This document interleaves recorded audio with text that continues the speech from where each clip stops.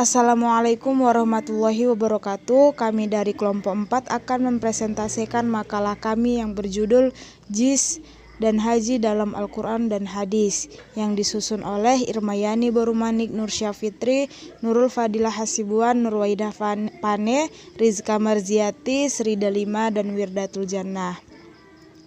Baiklah, adapun acara selanjutnya yaitu pemaparan makalah yang akan disampaikan oleh teman-teman. A. Pengertian JIS dalam Al-Quran dan Hadis. Zakat merupakan salah satu rukun Islam yang keberadaannya menjadi salah satu penyangga bagi kesempurnaan Islam. Zakat merupakan ibadah dan kewajiban sosial bagi hartawan serta kekayaannya yang memenuhi batas minimal dan rentang waktu 1 tahun. Zakat dapat dibedakan menjadi 2 jenis, yaitu zakat fitrah dan zakat mal.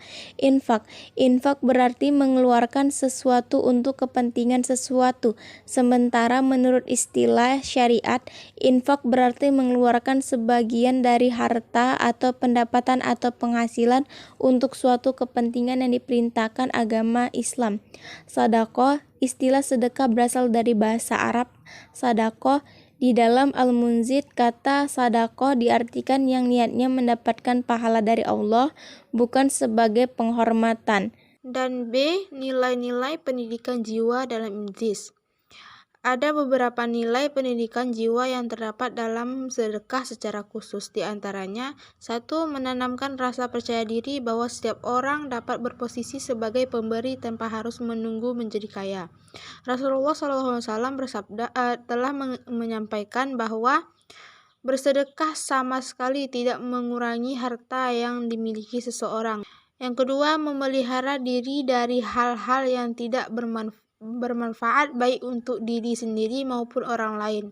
Rasulullah SAW bersabda, artinya sedekah itu menghapus segala kesalahan seperti air memadamkan api. 3. Zakat, infak, dan sedekah mendidik jiwa untuk meyakini bahwa Allah lah yang memberi rezeki kepada manusia, bukan sesama manusia. Infak yang diberikan dengan keikhlasan akan membuah kondisi jiwa yang baik dengan ciri-ciri: 1. Kesadaran yang mendalam bahwa manusia bukan pemilik harta, maka harta tersebut harus diberikan sesuai dengan amanah pemiliknya, yaitu Allah Subhanahu wa Ta'ala. Yang kedua, kondisi ini akan menambah keyakinan dalam diri seseorang bahwa kaya atau miskin bukan semata karena usahanya, tetapi karena keizinan Allah memberikan rezeki kepada orang-orang sakit dari kalangan kalian dengan bersedekah. Pengertian haji dalam Al-Quran dan Hadis.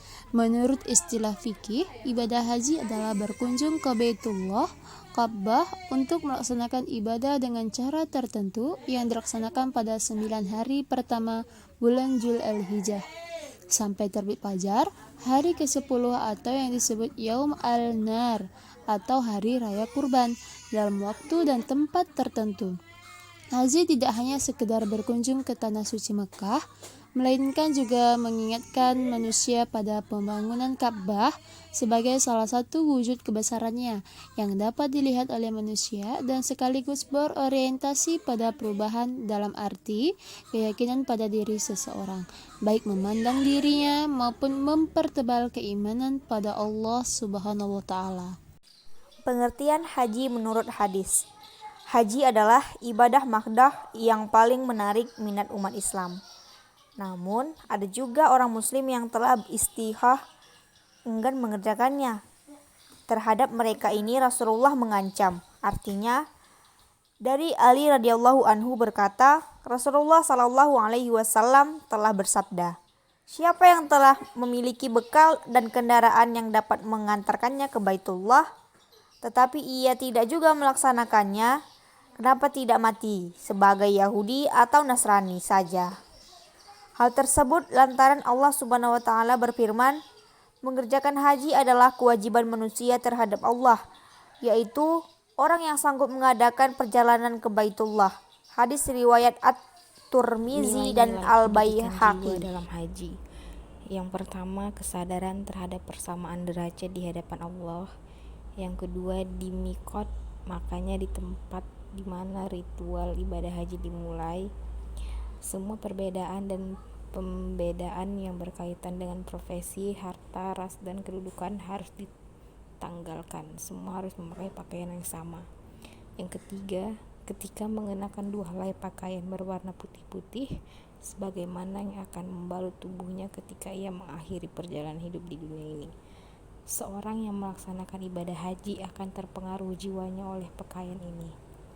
Keempat, kearifan dan pengenalan diri di Arafah, padang yang luas lagi gersang itu. Seluruh jemaah wukuf berhenti sampai terbenamnya matahari.